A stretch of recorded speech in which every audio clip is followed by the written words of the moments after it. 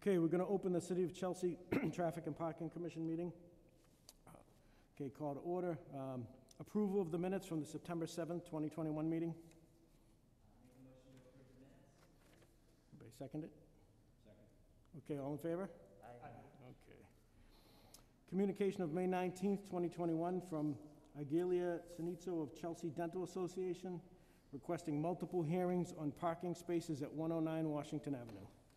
Can you sign your name on the list there and then speak at the podium?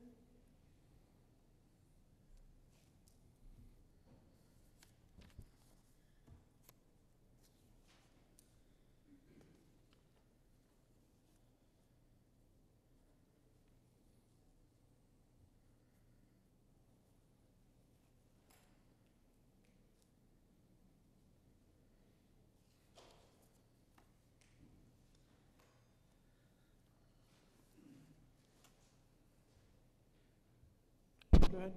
Yes, I requested some spaces for us to park on Washington Ave. And today is supposed to be the hearing for the decision. Okay. I just want to know what is your decision based on the request I be made. Okay, I'm sorry, I couldn't hear you. We requested some spaces for our patients to park on Washington Ave because all the spaces were previous decision were they allocated 6 spaces with parking, restricted parking with exception to the residents parking also. So most of the days the residents were occupying the spaces and we never get a chance to park there. That was the reason I requested a hearing for put some meter parking in the location to avoid this situation. Okay. Okay, thank you. So I'll go first. I gave you a call actually on Monday. Yes, I want to say, yeah. So I just want you to understand the hard position that this is, right? I mean, we implemented those restrictions on Washington Avenue, on Broadway, and a few other areas because we were getting complaints from residents that with the establishment of the Silver Line, that people were now parking, in those areas and just leaving for the day, right? So we did this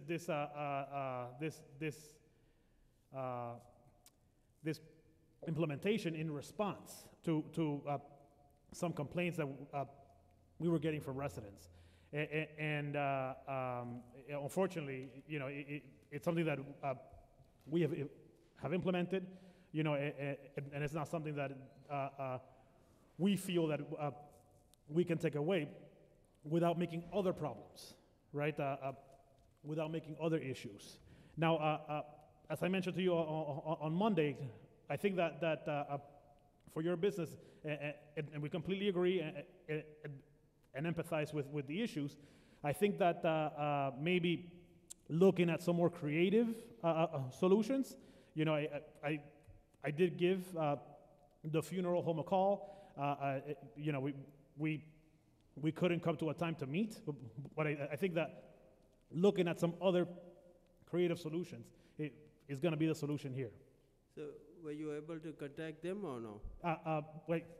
I made the contact, but more conversations are needed. So what do we do in this situation? So what I'm trying to explain is that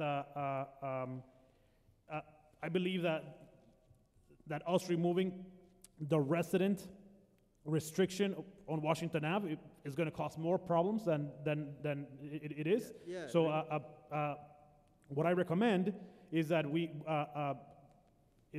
your business find some creative solutions to making parking available and dedicated for your business. So I'll make myself available to see if I can help a conversation with the funeral home that's right next to you, and that might be a solution. I also gave you an alternative way to have my patients park on those spots with the exception to short-term parking for the business owners to allow the it's like a board, is visitors on the windshield so that they won't tag them for fine. So if that could be allowed, at least our patients can park on the street without any restrictions. Sure. The current parking program doesn't have that option. So if one of your employees, for example, wanted to get a permit, it's possible. But the visitor parking pass program, it's only for residentials at this point, just for homes. So business owners have no rights to park anywhere in that spots in the front of the building? Not on Washington Avenue. No, I mean, it was a decision that was passed, after the building on the Silver Line, and we made a decision as a board to implement, a resident parking only on Washington Avenue as a response of complaints that we were receiving from residents. So what is our alternative? We have to contact who? So my suggestion, sir, and this is just an idea, right, that I'm giving you, is to contact the funeral home, who's a neighbor, right, of yours, and see if you can work something out. They're not going to let us park for free, as you know. Nothing is free anymore. I mean, we had the spots until you put those signs up, all were taken out. And I'm suffering for the last 2 years since you guys posted those signs. So we are losing customers. As I said in the previous meeting, we need some kind of a solution by the council to rectify this problem, because unless I close up this 25 years of business and go somewhere else. I completely understand and empathize. I mean, we've looked at the issue now for 3 or 4 months now, and the problem is that if we remove the residential restriction on Washington Avenue, yeah, we're going to make more problems, which is what we had before, right? These were implemented as a response to complaints that we were receiving from residents and counselors and many other people as well about people who were coming into the streets and parking all day and hopping into the Silver Line, and leaving their car there. So we have not reached any decision at this point? No, sir. So I apologize. I mean, my recommendation is, at this point, is that we are not going to remove that restriction on Washington Avenue. And I apologize, but I'll make a motion to maintain the residential restrictions on Washington Avenue. So whatever my petition is null and void, is that correct? I'm sorry? Whatever the petition that I made, it's, according to the council, is null and void. Correct, sir. Yes, sir. That's correct. So what rights we have as a business owners? For parking, sir, I mean, the parking on the street, on Washington Avenue, doesn't belong to anyone, right? I mean, it's open to residents. It's open to anyone who parks.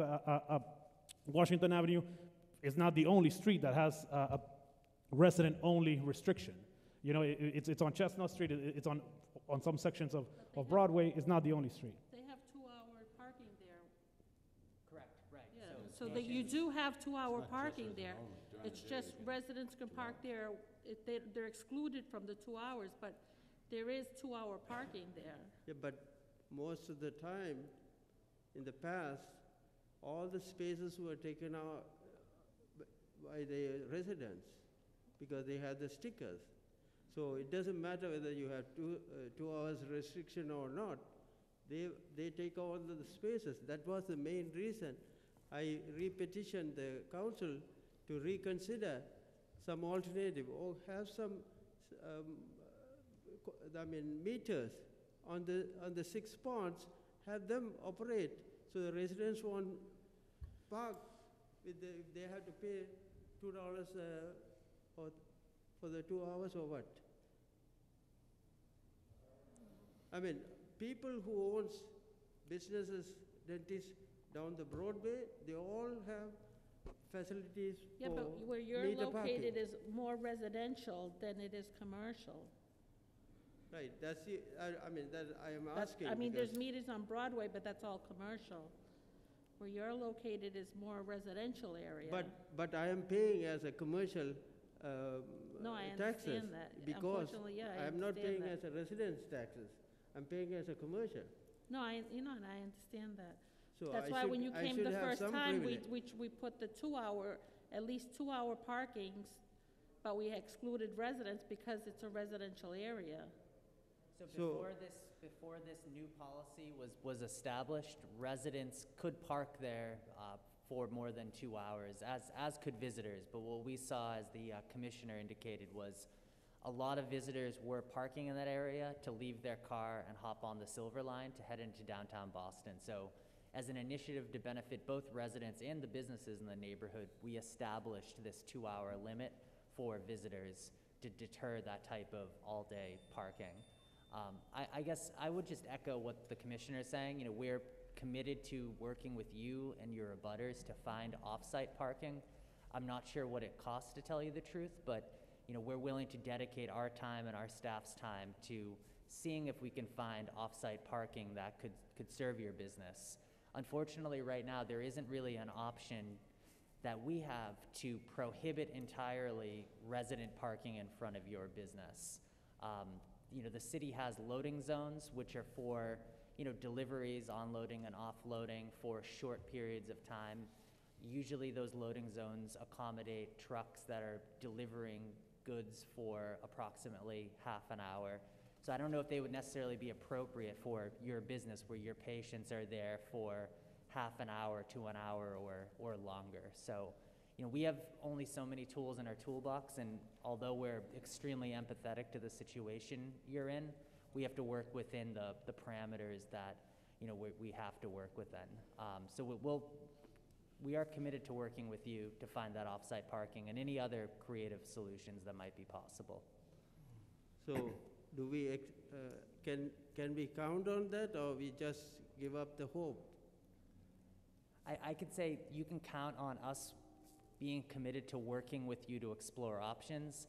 I can't sit up here and honestly tell you that we'll be able to secure an off-site parking location for you 100% certainty, but we are committed to working with you to help you identify locations and using our time and our staff's time to do so.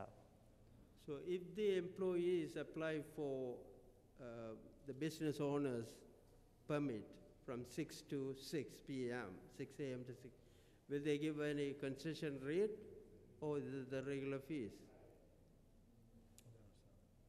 Sorry, can you repeat that again? Okay, but for business owners, if they want to get passes to park 6 a.m. to 6 p.m. with the concession rate or reduced rate for the business owners, or it's not feasible? Well, we have what we call a business sticker that people who are in residential areas can get, for their employees can get, or Yeah. their owners. It's $150. It allows you to park from 8 a.m. to 6 p.m. in any where there's residential permit parking. Per individual? I'm sorry? The per individual? Per individual. 150 Yes, per individual. per person, like per registration. And they're good for 6 months. But that's for specific cars. So for instance, you Yes, couldn't like- use it yeah. on multiple different cars. You could use it on your vehicle or an employee's vehicle that's there every day, but you couldn't use it on patients' It's a vehicles. sticker, they would have to put it on their vehicle. So I brought that to the council in the previous meeting. Cambridge City has that privilege for visitors, for businesses in that area. So they have the pass, visitor parking, they pay a price, they put it on the windshield so they won't get tagged by the parking finers or ticket issuers. So if you could alternate or give us some exception to these rules, having the visitor parking pay a price, so we can have it from 8 to 6 p.m. Well, if you're looking for people who come to visit you to be worked on, there's already 2-hour limit, so they Yeah. can park there for 2 hours. So while No, they're in no, there with they, you. No, they come back, after they finish, they return the But what we're visitor- trying to say is, if, let's say for an instance, we give you a such pass exists, and we give you a visitor pass, right? For your, it doesn't exist, but I'm saying, let's say if it did, your problem isn't that your problem is there's no parking because residents are parking there. So even though you have a said visitor pass for your patient to put in their window to park there, there's no parking, you're saying there's no parking there because residents are parking there. We can't exclude, you're looking to take, because this is what you said the last time, you want to take that block and just have parking just for business visitors. Like exclude residents and everything, which can't be done, is what we're trying to say. So even if you have a pass, it's not that there's no parking because it's a residential area and residents are parking there. So whether you have a pass or you don't have a pass, because it's open to 2 hours, your patients can park there for 2 hours. But what we're saying is, what you're saying is they can't park there for 2 hours because residents are parking there. Yes.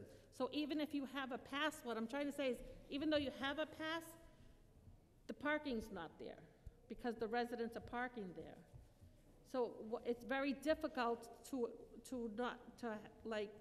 open up the parking for your patients to park because we can't exclude residents from parking there because they live there. So it's a problem. Like we said, we emphasize with your situation, but it's very difficult to try to figure it out because it's a residential area and residents are going to park there no matter what. So no matter what pass is created, if the space is not open, the pass is useless. No, at least if So they, they're gonna have to try to find on the side streets, Addison Street, Orange Street. I mean, that's not restricted. Addison Street's not restricted. Orange Street, further up Washington Ave, they're just gonna have to find parking, not in front, and have to walk a little bit. Okay, yeah, I guess. Roy, did you want to say something? If you want to speak from there. Yep.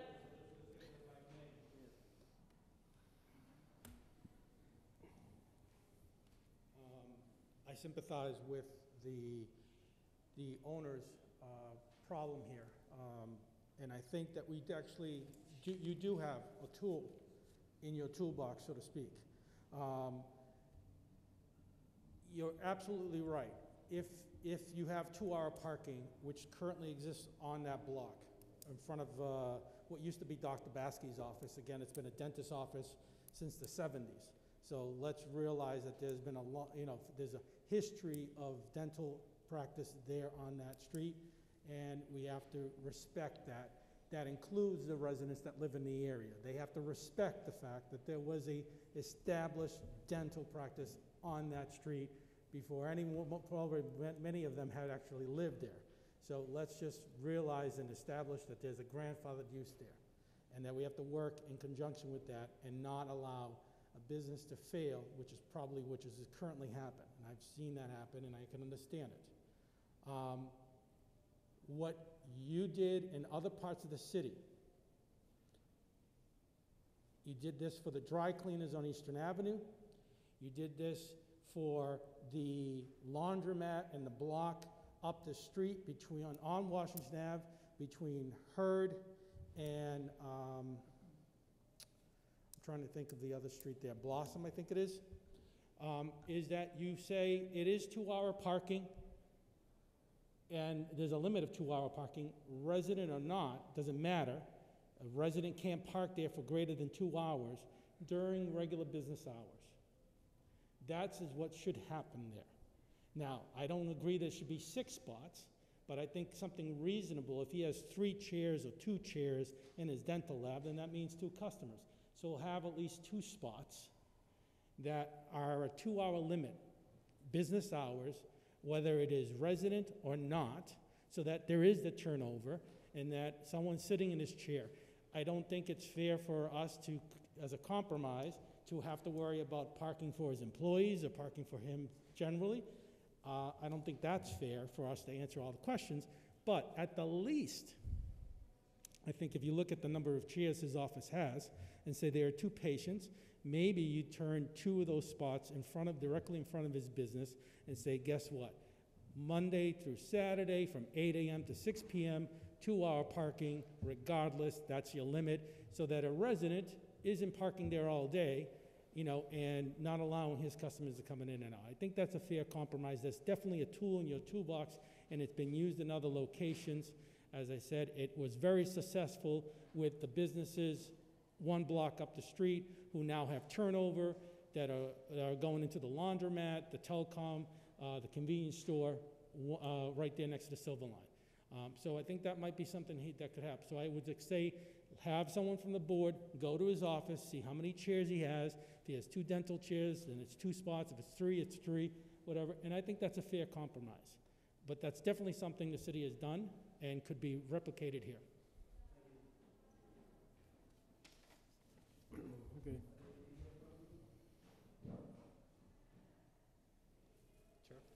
I make a motion to extend this issue to next month.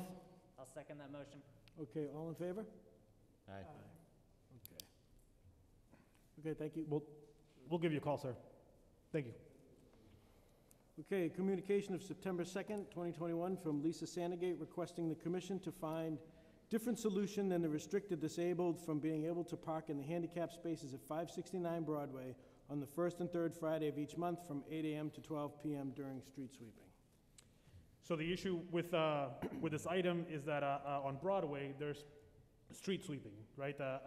So what's happening is those spots on Broadway in front of the library are not available during street sweeping days.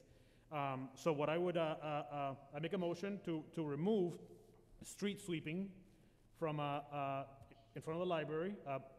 We've done this also in other places that have metered parking, and the employees of DPW clean it by hand, essentially, right? So it's the library, it's right in front of City Hall. We will make sure that it's always clean and it's not impacted by, by not doing street sweeping. So I make a motion to remove street sweeping enforcement in front of the library.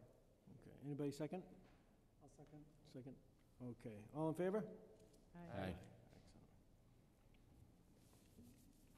Okay, communication of September 8th, 2021, from Aaron Kramer requesting the commission to look into installing a fully functioning traffic light at Kerry Square. So if you wanna, he's gonna, Yeah, he has a resident.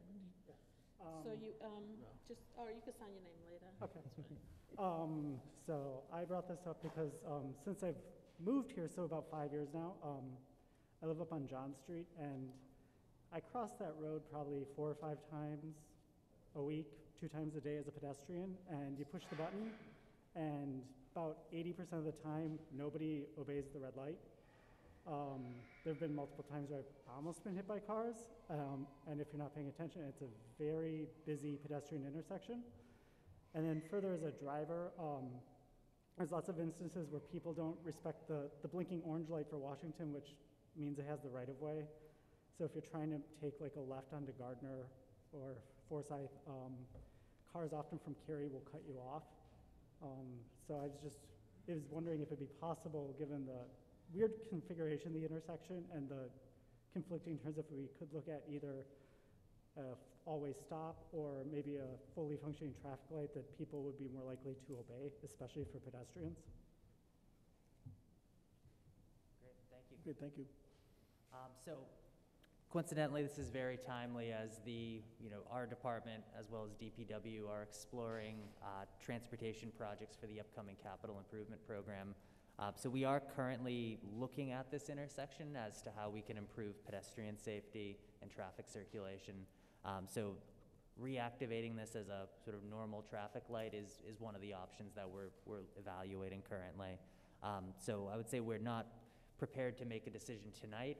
We're going to have our engineers look at it, perform an assessment, and then report back what their findings are. But I want to, acknowledge and commend you for bringing it up, because it is an area where, as a pedestrian, it's a pretty treacherous crossing, and as a driver, it can be a confusing intersection to navigate. Okay. So I'm the property manager at Hatter Heights on Forsyth Street, and I've been there for over 16 years. And that intersection is really, really bad. Several of my residents have gotten hit as well. So I just wanted to bring that up, that it is a really serious issue over there. Thank you for sharing that. Thank you. So I would make a motion to continue this to the next meeting pending investigation. Okay. Anybody second? Second. Okay, all in favor? Aye. Okay, communication of September 9th, 2021, from Fidel Maltese of the Department of Public Works requesting to move the bus stop at the intersection of Jefferson and Washington Ave back by 10 to 15 feet. So this was a request actually from the beautification committee. What they're saying is that where the location of the bus stop is and parking before the bus stop, the bus has to basically go on the crosswalk.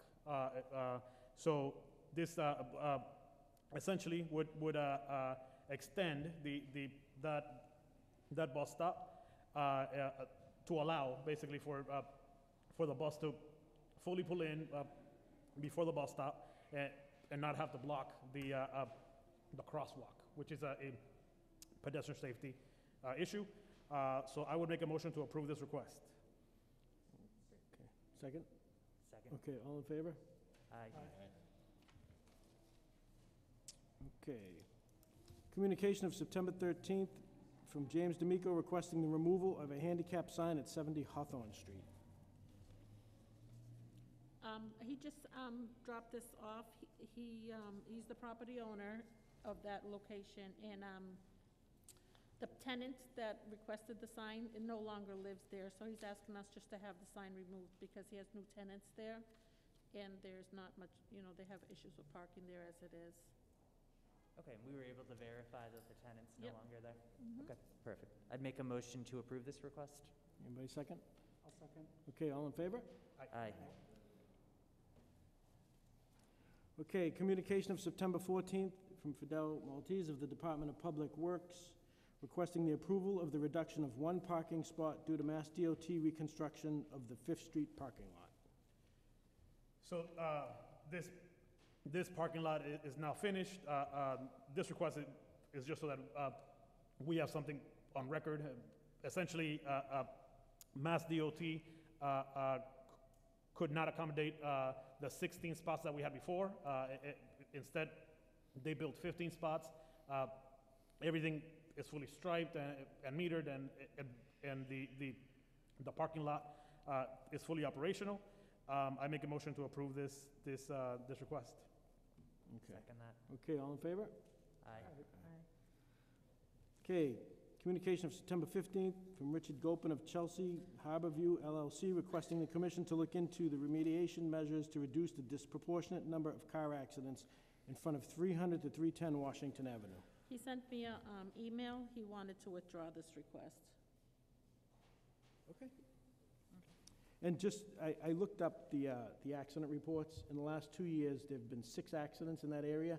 3 of them were involving parked cars. So I don't think that's, it's not a high number of accidents for that amount of time. Okay, so we're gonna withdraw the request? Yeah, he sent a message to withdraw it. Okay, number 10, communication of September 15th from Councilor Melinda Vega Maldonado requesting the commission to look into changing Clark Avenue from a two-way to a one-way street from Webster Ave to Eleanor Street. Yeah, just sign your name there. She's got, it's a petition of residents in the area.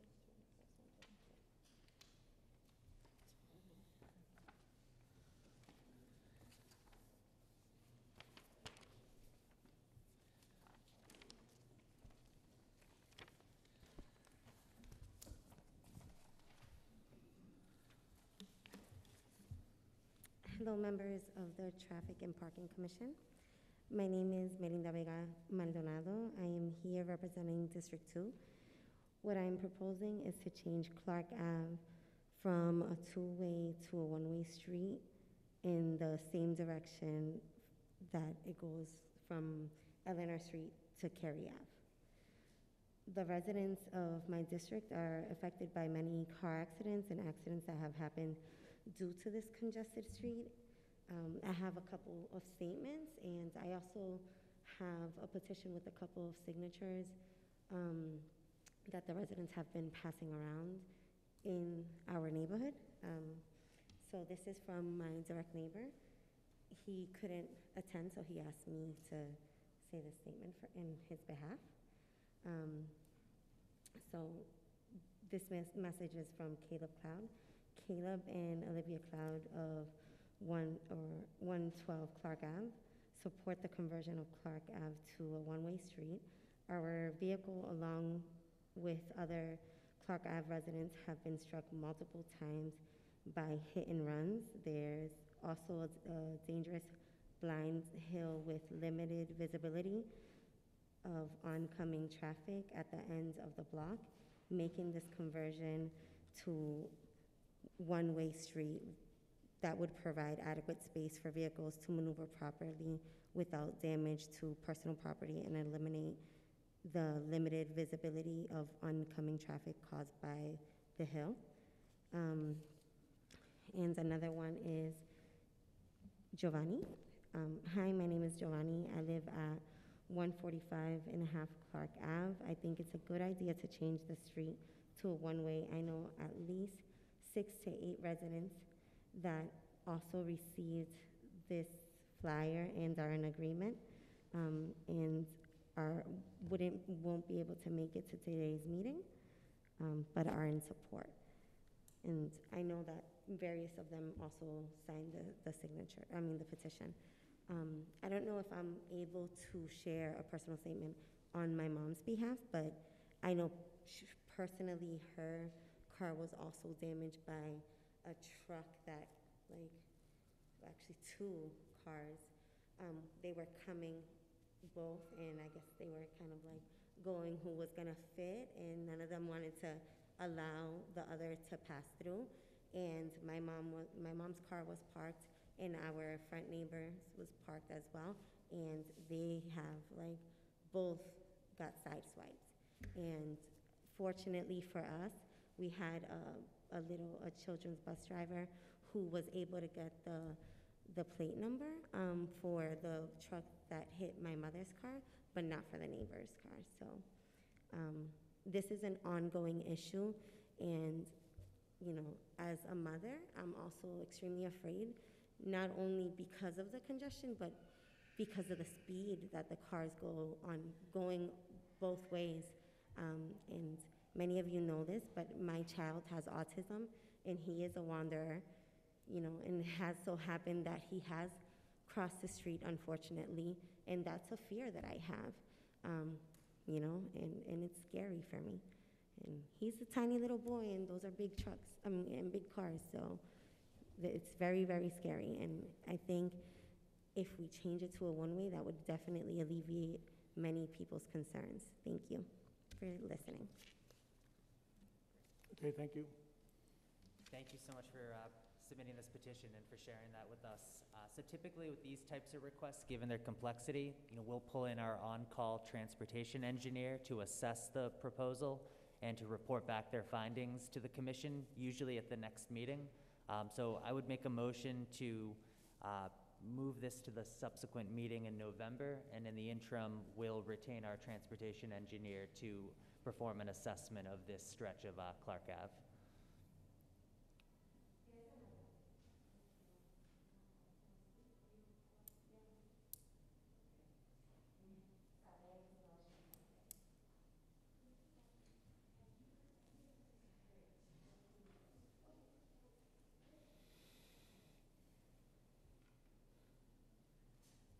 My name is Evelyn Hind. You may know me as the flower lady at Home Depot, actually, but I live at 148 Clark Ave, which is 4 houses up from Webster Avenue. Webster Avenue, as Councilor may have mentioned, is a fairly wild street to begin with in terms of the drivers and the speed at which they operate. And what happens is when they turn up toward downtown Chelsea onto Clark Avenue, they're quite often going at the same speed as they were on Webster. People don't tend to slow down. Anyone coming in the opposite direction, downhill from Eleanor, and people end up facing each other, not being able to pass. A lot of honking. There have been several accidents, and for people like me who are pedestrians only, and of course, as she mentioned, children, it can be quite dangerous, and we've had incidents of some cars even making the turn from Webster onto Clark, ending up partially on the sidewalk. I was once almost hit standing on the corner of Webster and Clark, a foot in from the curb. It's, I guess, because so many people do use Webster as a shortcut, I guess, to the airport. From many of these people from out of town,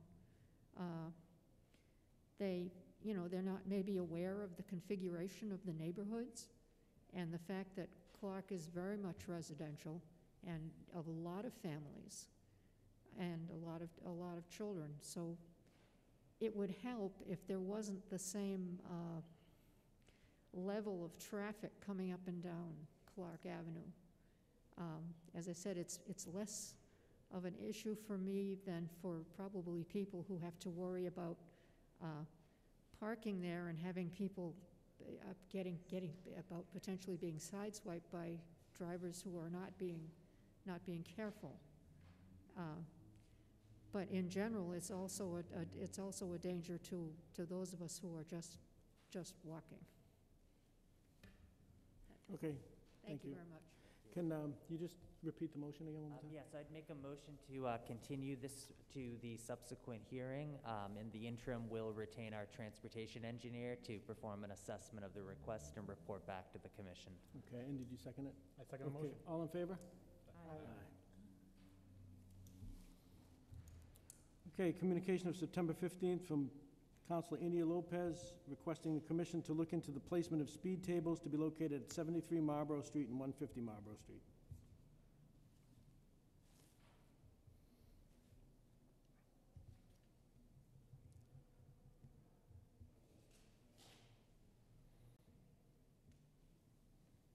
Good evening. My name is Senor Lopez, 75 Sharma Street. I come in front of you to ask for this request about some speed tables on Marlborough Street. There's some complaints about people speeding on Marlborough Street.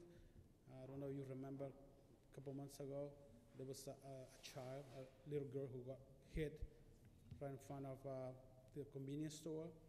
I got a family over here who lives at 144 Marlborough Street. Actually, she was behind the car who hit the girl, and she's concerned. She got 4 children, and I had a couple other calls about that too, and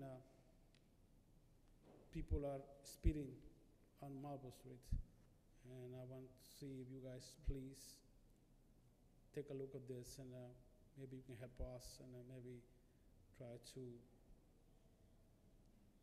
make these people slow down on this street. And I'll thank you for that. Thank you. So,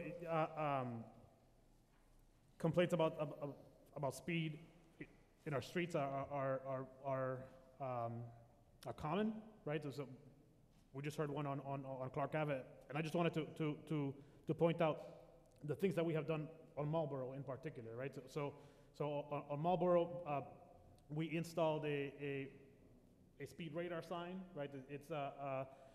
It's towards the end of Marlboro. Just last month, we did a mural on the road, right? I mean, and it was to help, you know, cars slow down.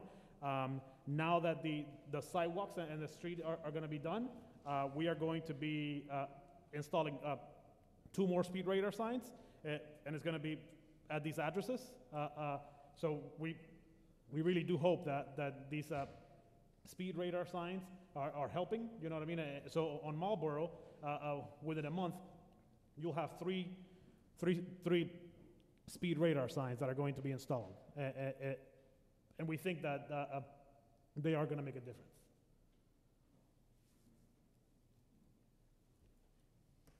And so for the more sort of structural improvements like speed tables, this would be something that we would have to work with our staff and our engineers to, you know, understand and fully design. So we can certainly confer with them to see if it would be appropriate here. You know, I do agree with you that speeding in this neighborhood, particularly on Marlboro Street, is a public safety concern.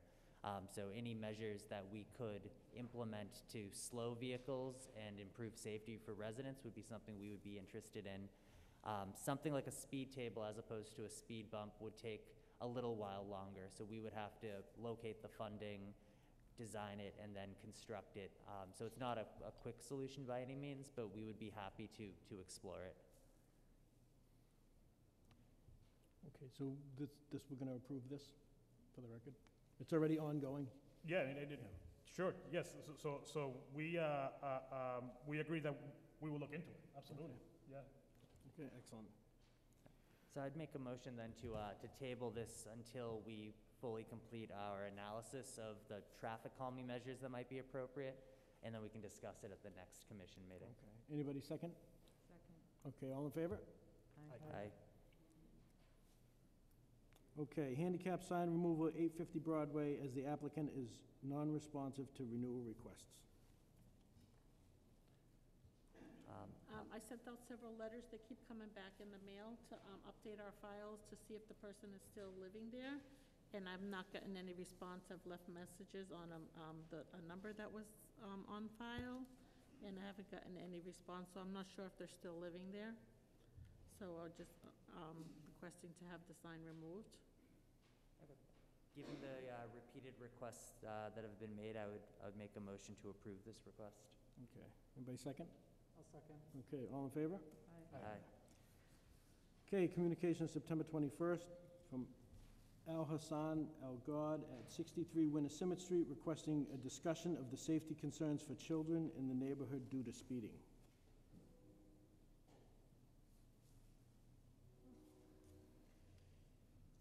Yeah, I mean, so again, I mean, we just had a discussion about speeding, obviously, on Winnissimmet, you know, I think this section is in the cobblestone section, right? Yeah, so I mean, so hopefully the cobblestones help, but it is definitely something that we it's a theme, right?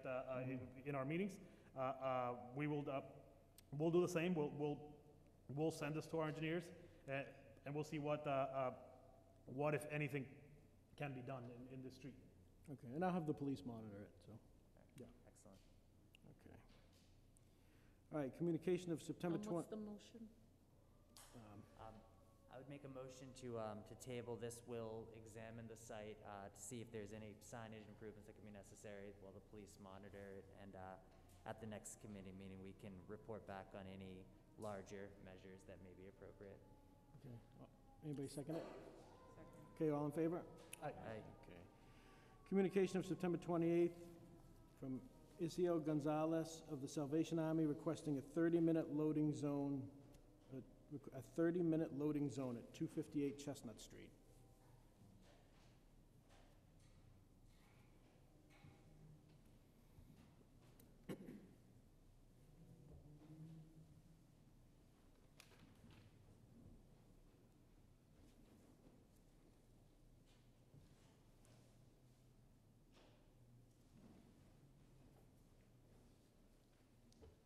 Good evening. The request that you have before you is presented because we need the space in front of our building so we can be able to unload the trucks that will deliver the food. Previously, we were using the Port Park staff, so they will be able to park around and find a way. But now we are having different vendors that will be delivering the food during those days. We're requesting between 8 and 1 to be signage for unloading only. And it's only the days that we need it is for Tuesday, Wednesday, and Thursday. So there's the request. The issue we've been finding is that there's people will park there, and then the trucks will need to park on the street, the corner, to unload, and then obviously it has traffic, and it can be a tight turn for any big truck that can go down to 5th Street. Great, thank you. So our department's supportive of this request. We, coincidentally, about a week ago, the city manager and I met with the captain due to the chronic traffic issues that are being caused by trucks parking in the street and impeding traffic flow. So, we contend this would improve traffic flow by, having the trucks unload in an orderly fashion along the curb. So we would endorse this request. I make a motion to approve the request. Okay. I'll second. Okay, all in favor? Aye. Okay, communication September 28th from Chasen Falia requesting the commission to restrict or drastically reduce truck traffic through Chelsea residential areas. So this is a request that we have commonly received over the years on the commission. For most areas in Chelsea, there are certain areas where there are truck exclusions. The state sets out a complicated method of determining if a truck exclusion is appropriate. So I think if you can shed any light on the specific locations, that would be helpful, and then we could look into it. Okay, yeah, so I'm mainly speaking out to Park Street, around Chelsea Square, and then I'm sure that extends to Central Ave. Central Ave. Because that's obviously the only way they can go. But for me particularly, it's along Park Street.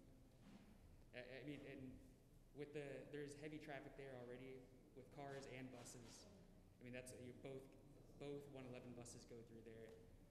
And I mean, it's a hazard for pedestrians and increases pollution for residents.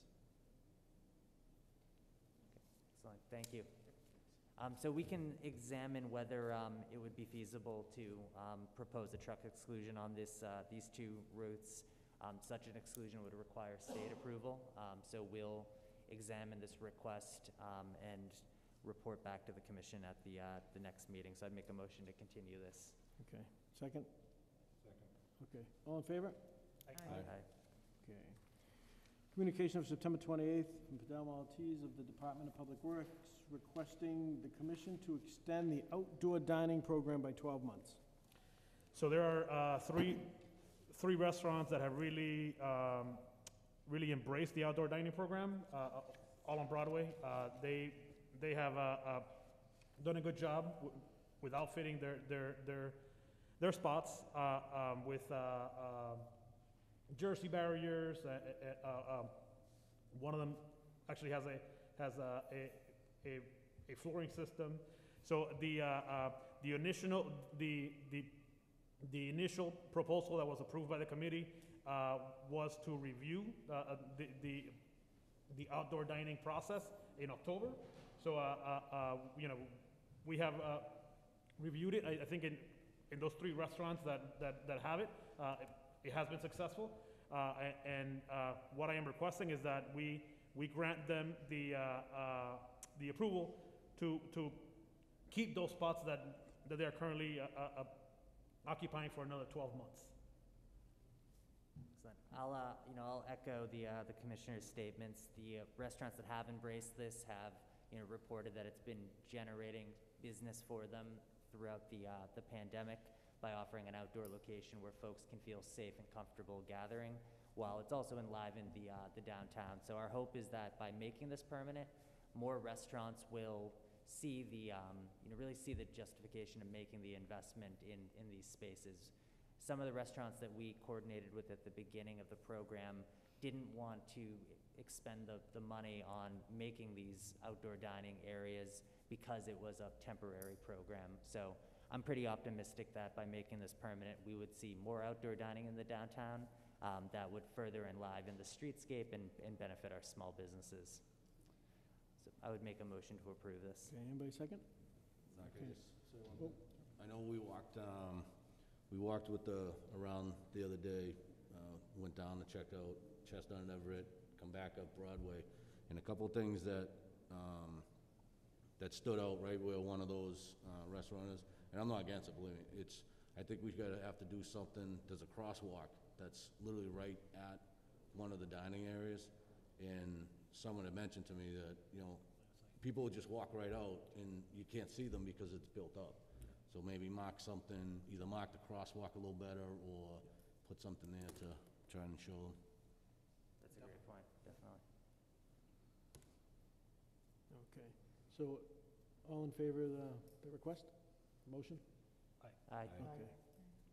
Okay. And communication of September 29th from Santiago Hairstyle, Kelsey's Pizzeria, Magic Shares Beauty Salon, and Kerry Square Associates, requesting the reconsideration of the MBTA bus stop relocation at Kerry Square due to increased safety and health concerns for the neighborhood.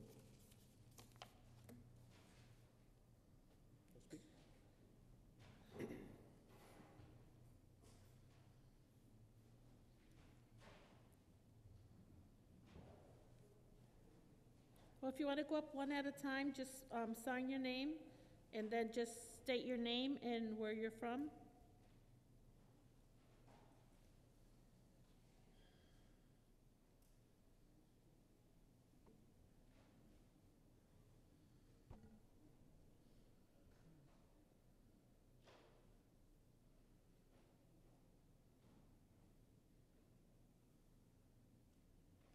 Hi, folks. My name is Marvin Dion. I'm a retired MBTA bus operator, and I have a problem with the new bus stop in front of Kelsey's Pizzeria. I go down there and eat with my grandson at least twice a week. And you know how they have that outdoor seating? You're trying to enjoy our pizza, and the exhaust fumes from the buses is terrible. And I don't know why you changed the bus stops, but it's not working out for the Chelsea residents. And we need some help with that. I was wondering if they could do like the layover up at the Silver Line, if they could do the 111 shortcut bus at layover at the Silver Line stop instead of the Kelsey's bus stop at the Cary Square on Washington Ave. And please take that into consideration. Thank you. Sorry, yeah, it's interesting that you mentioned the layover, because that's the entire reason why the MBTA, brought this up, right? That one bus has to have a layover, right? So what they said is that previously, with the two bus stops being separated, then when one bus stop is laid over, right? If another bus comes, then residents and riders would have to get on the bus in the street, right? So they came before the board and explained that it was a real safety issue for them, and that their ADA folks actually flagged it, and said that it was an issue. So they wanted two spots, one for a layover. Well, they got 6 spots. And one for, two buses worth, I guess is what I'll say. One for a layover and one for a stop. But I'm not defending the MBTA. It's just, It's I just try a- to enjoy my it was one of the meal, arguments. Or go to the haircutting place with my grandson, and we have to ingest that fumes from the buses. I understand. And just please take in consideration, when you move a bus stop, you're gonna affect other people. I understand that. And I understand the dilemma up there. But why can't we have it at the stop, at the red light there, where it used to be? So, yeah, the MBTA came before us, right? And they gave us a lot of reasons why not. So one of the reasons was that when a bus is laid over, right, and it's parked at the one stop, then when another bus comes, the riders had to get on the bus in the street, right, and that for them that was not an acceptable option.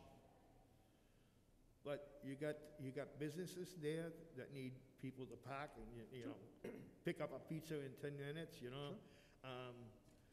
I understand, but the pollution that it's causing and the nausea, it's really, really bad, and please take that into consideration. Sure.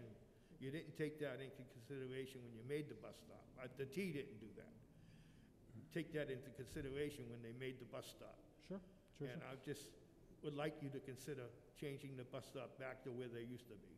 So what the MBTA is asking us to do is so we've had a few meetings with the businesses. We've had a few meetings with the MBTA. We brought Tom, who is the head of operations for MBTA, on site, and you're right. It is a very tough situation. What they have offered as another option is to move the bus stop on the other side of Bloomingdale, right? So essentially, it's having it where one of them used to be, but what they have explained. Why can't they go back to the Cary Square bus stop right in there on the corner as their layover? You know what I'm talking about? Oh yeah, no, absolutely. What they explained to us. The funeral home, across the street, there used to be a bus stop there, but they got rid of it. Why can't they lay over there? So that's what they're proposing to do right after Bloomingdale Street. So what they're proposing is that they would relocate it from the location it's at today that's affecting the businesses in Cary Square to the area right after Bloomingdale. There's a fire hydrant there, and then there's adequate space to accommodate the layover as well as the bus stop. The issue, as the commissioner was mentioning with the corner, was that they couldn't pull over to the curb line and access the bus stop for people to board and Well, that's the second bus alight. coming from Washington Ave, down Washington Ave. What they do is they have a 111 that goes down Cary Square, and takes a left onto Washington Ave, and they start that run. Right. Then they have another bus that comes all the way from Woodlawn down Washington Ave, and I understand what you're saying. One bus stops and the other one has to pick up, but they really should be picking up. They should not let people pick up on the street. They shouldn't, Exactly. bus drivers should not let people pick up on the street. Exactly. So And we're the hopeful. bus that's on the layover should be picking up those people, if that's the case. Open the door, let them in, let them sit down for a while. Exactly. No, we completely agree. And we're hopeful that this new proposed location on Bloomingdale Street can both accommodate their needs as well as accommodate the needs of the businesses, residents, and patrons in that area. So we Thank you for your appreciate you time. sharing this with us. Thank you. Thank you. Thank you. So just to make sure that all parties are informed, right? I would recommend that we hold a public hearing, right? To notify all abutters, right? That the bus stop is going to be moved to the other side of Bloomingdale, right? And of course, you know, I assume that someone is going to be impacted, right? And we'll just have to weigh it out. So my motion is to Fidel, There was other people that Oh, I sorry. think want to speak. Go ahead. They came, so we need to give them the opportunity to speak if they want to I speak. can't hear you, ma'am. No, I'm just saying, there's other people who came, I'm not sure if they want to also speak on their behalf. We need to give them the opportunity to speak also, because they were invited to the meeting. No, it's no problem. Hi, my name is Aida Cruz. I have my Shears Beauty Salon. Now it's Blessed Shears Beauty Salon. And I've been there for more than 20 years. And right now I noticed that there's a bus stop right in front of my business where I see it's causing a big problem for me. There's no parking for my customers since I have customers that they come from different cities. And since Chelsea is only renting parking only a lot of streets, they have the chance to park right there in Washington Ave. And right now I see there's a lot of garbage around in front, a lot of cigarettes. And I think it's for you please to consider that remove the bus stop where they were. Thank you. Thank you. Thank you.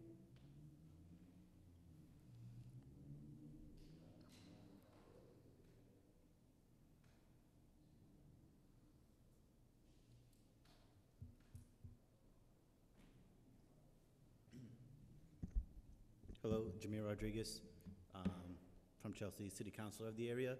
And after Fidel, I don't have to say much because, you know, seems like you guys have an idea of where you want to change it. I just thought, you know, the change came at a bad time, especially with the construction going on Washington and all the parking changes.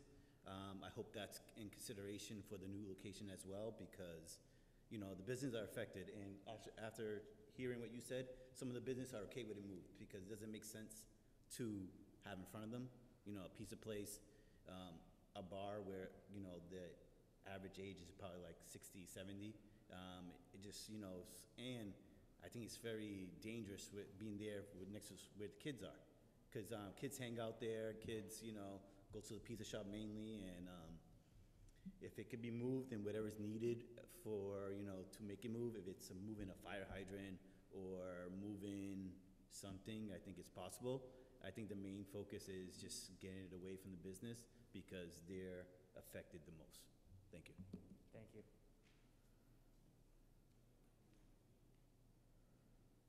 Anybody else want to speak?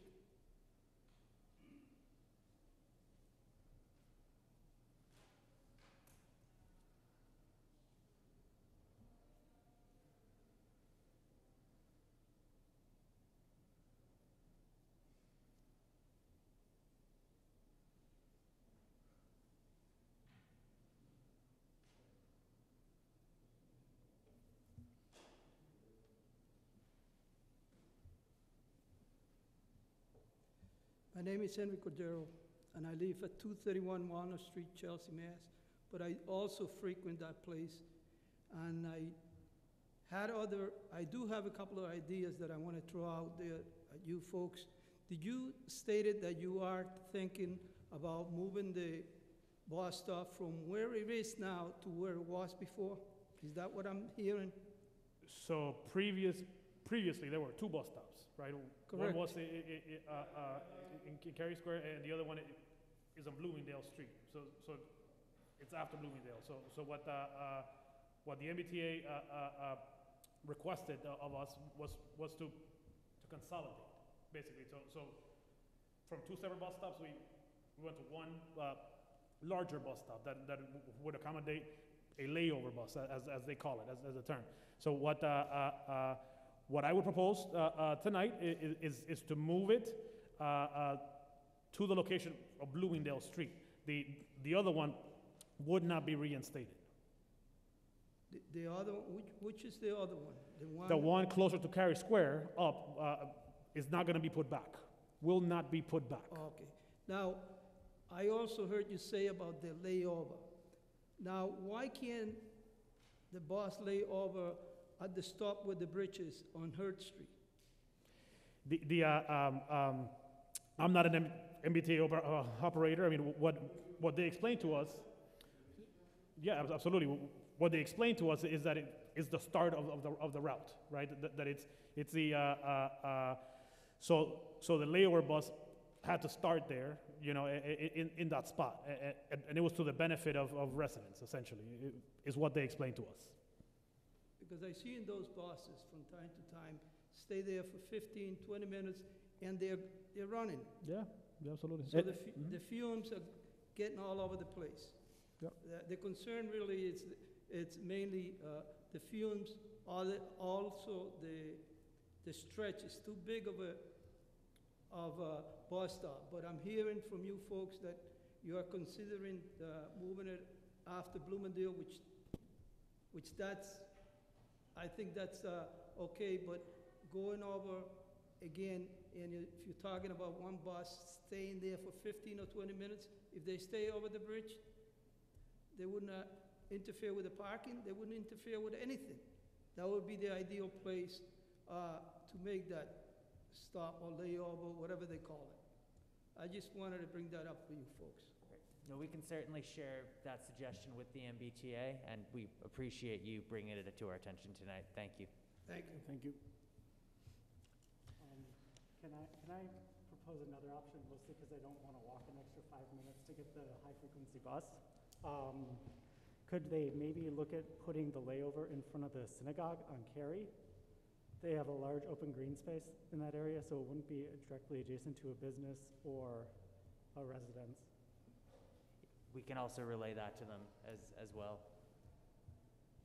So in terms of our next steps, so we're going to propose that we move this to a public hearing. So at the next Traffic and Parking Commission meeting, all abutters in Cary Square will be formally notified via mail about the public hearing.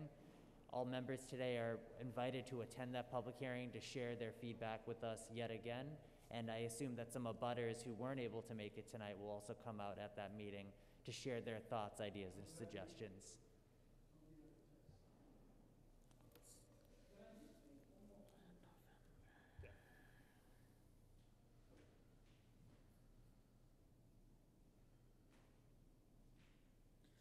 Next meeting Is is there November 9th. any way, I think it's the 9th, because the 2nd is elections. is there any way that you folks, I mean, the other issue right now is the ticketing. People are getting tickets of $100, even if they park there for one second, 1 minute. And is there any way that we can either hold that for the time being until the decision is made, or?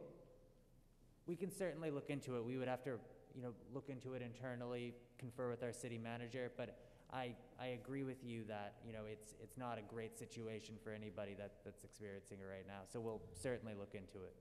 Well, the problem there is because the cars are parking there, and in the morning, when, I've seen it when I've driven in the morning, because the whole bus stop is getting filled up with cars, so the people are literally standing in the street, which is at 6 o'clock in the morning, now it's dark, because it stays dark a little later now. I've driven by on my way in the morning, and I think it's a safety hazard, because people are literally standing in the street in front of the parked cars, so when the bus comes, so they can get on the bus. So I'm just saying what I see every morning. The business, usually they start at either 8 o'clock or 9 o'clock in the morning. No, but residents, because it's not just businesses parking there. People are parking there overnight. That's why we are enforcing the ticketing, because people are literally parking in the whole bus stop all night long also. So in the morning, when the people are coming to wait for the bus to go to work in the morning, they're literally standing in the streets, so when the bus comes around, so they can get on the bus. So if that's the bus stop, we have to enforce ticketing there, because unfortunately, that's the bus stop. We have to leave a bus stop, we have to leave something in effect right now until, it's changed. We can't just have people parking there because it's the bus stop. It was the approved bus stop. Unfortunately, it's not, we're having issues with it right now, but we can't have cars parking there because where are the people gonna get on the bus? Well, what about the 5-minute parking that, Well, that was removed, I think. it was removed? Yeah. That was granted by the city and removed? All right. I Okay. thank you, folks. All right, thank you. Thank you. All right, so the next meeting will be on November 9th at 6 PM in the council chambers, so we encourage you all to attend that public hearing on this matter. I'll make a motion to table this and continue it at the next meeting of the public hearing. Anybody second? Anybody second it? Okay, all in favor? Aye. Okay. Meeting adjourned?